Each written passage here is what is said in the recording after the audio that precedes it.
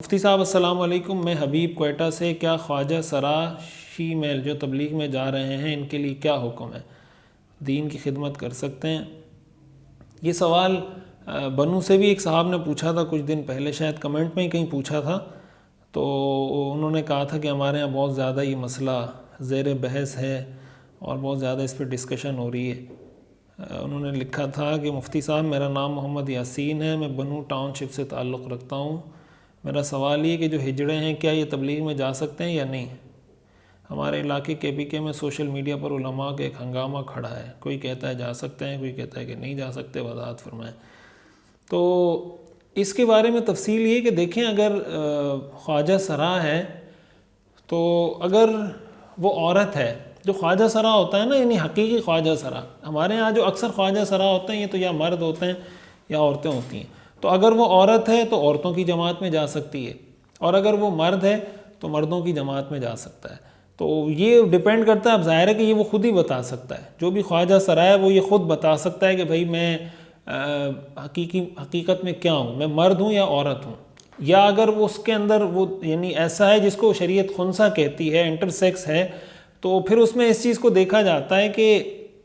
اس میں زیادہ علامات کس کی پائی جاتی ہیں۔ اگر زیادہ علامتیں مرد کی پائی جاتی ہیں تو اس کو مرد کنسیڈر کیا جاتا ہے، مرد کے احکام اس پہ لاگو ہوتے ہیں، اور اگر زیادہ علامتیں اس کے اندر عورت کی پائی جائیں تو اس کو عورت کنسیڈر کیا جاتا ہے اور عورت کے احکام اس پہ جاری ہوتے ہیں۔ تو یہ دیکھنے کی ضرورت ہے کہ وہ مرد ہے تو مردوں کے ساتھ جائے، عورت ہے تو عورتوں کے ساتھ جائے۔ لیکن اگر ایسا ہے کہ اس میں عورتوں کی علامات بہت زیادہ ہیں تو ایسی صورت میں مردوں میں اس کا جماعت میں جانا یہ ظاہر ہے کہ ٹھیک نہیں ہے، اس میں فتنے کا اندیشہ ہے۔ اور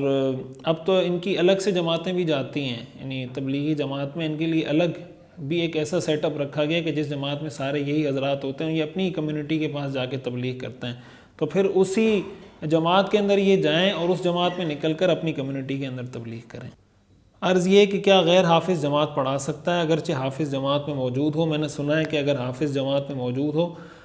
تو غیر حافظ کے پیچھے نماز نہیں ہو سکتی، رہنمائی فرمائے۔ نماز تو ہو جاتی ہے لیکن بہتر یہ ہے کہ اگر کوئی حافظ موجود ہے تو پڑھا دے، کوئی غیر حافظ بھی پڑھا دے اور اس کو قرآن کی قرات آتی ہو، جو ضروری فرض قرات ہے، اتنی کر سکتا ہو تو نماز بہرحال ہو جاتی ہے، نماز کو کوئی مسئلہ نہیں ہے۔ مفتی صاحب میری فریموں کی دکان ہے جس میں بڑی فریموں پر آیا جس طرح لوح قرآنی کلمہ لکھا ہوا آتا ہے کہ تو کیا ان کو دیوار کے ساتھ ٹیک لگا کر کھڑا کیا جا سکتا ہے کہ نہیں؟ اس بارے میں رہنمائی فرمائیں۔ جی کھڑا کر سکتے ہیں ٹیک لگا کر، بس اس میں یہ اس چیز کا دھیان رہنا چاہیے کوئی بے حرمتی اس کی نہ ہو، کوئی گرنے کا، یعنی اس طریقے سے اس کو مضبوط طریقے سے رکھا جائے کہ گرنے کا، بے حرمتی کا احتمال اس میں نہ ہو، اور کوئی نیچے کوئی چیز رکھ دیں، کوئی لکڑی رکھ دیں، کوئی پلاسٹک، کوئی اس طرح کی چیز تھوڑا اونچا کر کے رکھ دیں تو یہ اور زیادہ ادب کے قریب ہو جائے گا۔ مفتی صاحب میرا نام خوشی محمد ہے اور بیلا امازئی سے ہوں۔ مفتی صاحب میں نے کچھ دن پہلے گاڑی کے لیے قسطوں پر ٹائر لیے جو کہ مجھے قسطوں پر 20,000 روپے مہنگے ملیں، کیا یہ سود کے زمرے میں آتا ہے؟ رہنمائی فرمائیں۔ قسطوں پہ جو چیز لی جاتی ہے یا بیچی جاتی ہے وہ سود کے زمرے میں نہیں آتا، آپ قسطوں پر چیز بیچ بھی سکتے ہیں، قسطوں پر چیز خرید بھی سکتے ہیں، اس میں کوئی ایسی شرط اضافی نہیں لگا سکتے جرمانے کی، کوئی اس طرح کی۔ قسطوں پر کوئی چیز ظاہر بیچیں گے تو مہنگی بیچتے ہیں تو یہ شرعاً جائز ہے۔ حضرت ایک مسئلہ پوچھنا ہے، وہ یہ کہ عقیقے میں گائے کی قربانی کی جو اجازت ہے اس کی قرآن اور حدیث کی روشنی میں جواب عنایت فرمائیں۔ عقیقے میں جو گائے کی قربانی کی جو اجازت ہے، بنیادی طور پر اس کی وجہ یہ کہ اصل ہے خون کا بہانا، خون کا بہانا شرعی نقطہ نظر سے اصل ہے، تو خون آپ بکری کا بہا دیں یا کسی گائے کا بہا دیں، جو احراق الدم ہے، حدیث میں جو الفاظ آتے ہیں نا احراق الدم کے، وہ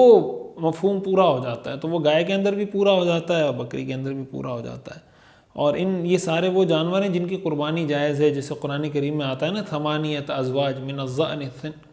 اثنین ومن المعز اثنین ومن الابل اثنین ومن البقر اثنین،